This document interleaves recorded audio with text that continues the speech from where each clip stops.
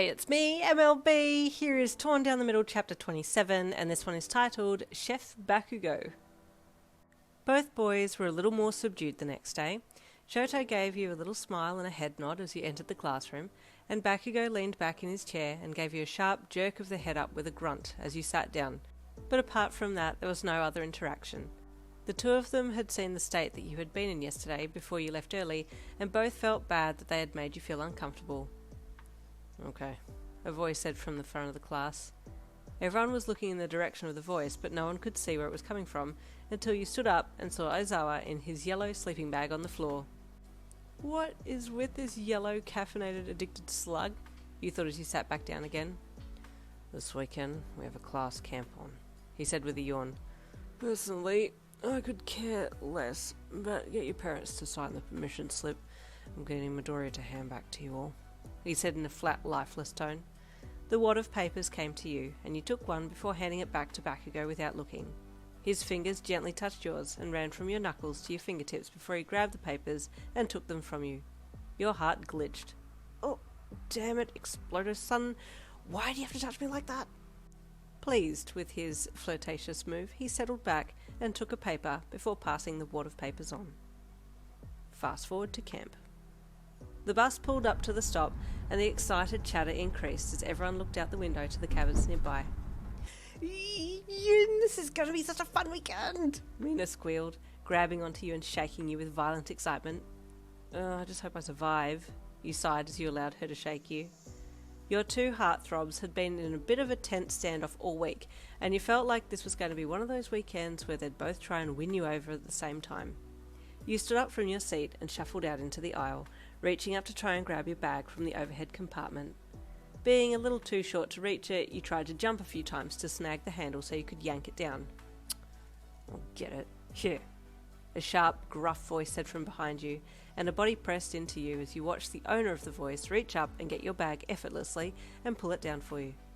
This is why you need a man like me, the voice whispered lowly in your ear, their hot breath tickling your ear as they remained right behind you. You glanced back, your eyes locking with the burning crimson ones of your sunny Baku babe. Thanks, I'll keep it in mind, you said coolly as you took the bag from his hand and turned to walk down the bus aisle. I'm serious about you, Yin, Bakugou said lowly again as he caught your arm to stop you for a second. You jumped a little with the sudden spike in adrenaline and nodded, not wanting to draw attention by holding the line of people up who were behind you and Bakugou. Get a room, you two, Kaminari called from the back of the bus, still unaware of the whole faking situation. The only people who knew about your true situation with Bakugou were Shoto, Mina, Jiro and Kirishima, but only Bakugou knew that his side of the fake dating deal had been resolved. He was just holding that title till he could ask you out properly, whenever that might be. Yin, please allow me to carry your bags for you, Shoto offered from the seat in front of where you'd been sitting.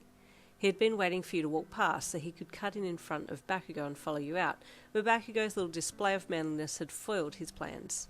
You turned and smiled at Shoto, handing him your bag.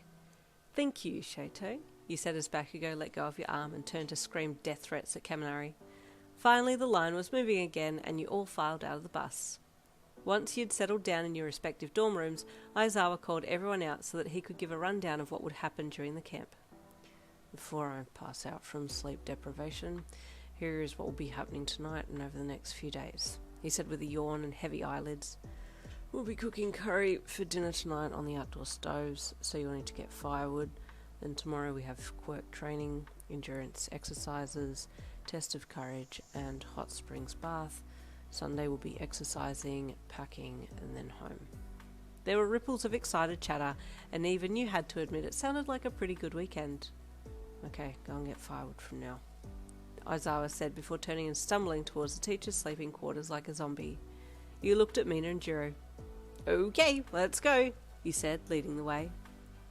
Mina, be my partner for cooking, you called over to her as you walked back with an armload of firewood. You're gonna want to be with me, Yin, Bakugou said lowly as he passed you. And why is that? You asked curiously. Be my partner and find out, he said with a smirk and a wink as he made his way over to the stove. Oh my god, smooth as caramel, you mused, your interest piquing at his vague yet confident statements. You go be with your boyfriend, babe, Mina said with a mischievous smirk. I'll pair with Jiro, and we'll try and get a stove next to Kaminari. Why would we want to be near that half-baked idiot? Jiro stammered with embarrassment, ducking her head down and blushing. Because you so have the hots for him, and he has the hots for you, and I'm going to get you two together, Mina said enthusiastically. Jiro groaned and covered her face with embarrassment as you laughed and headed over to Bakugou, who had secretly been stressing that you wouldn't come over to him. He gave you a proud smirk as you approached. And there is the end of chapter 27. Stay tuned for chapter 28 coming tomorrow.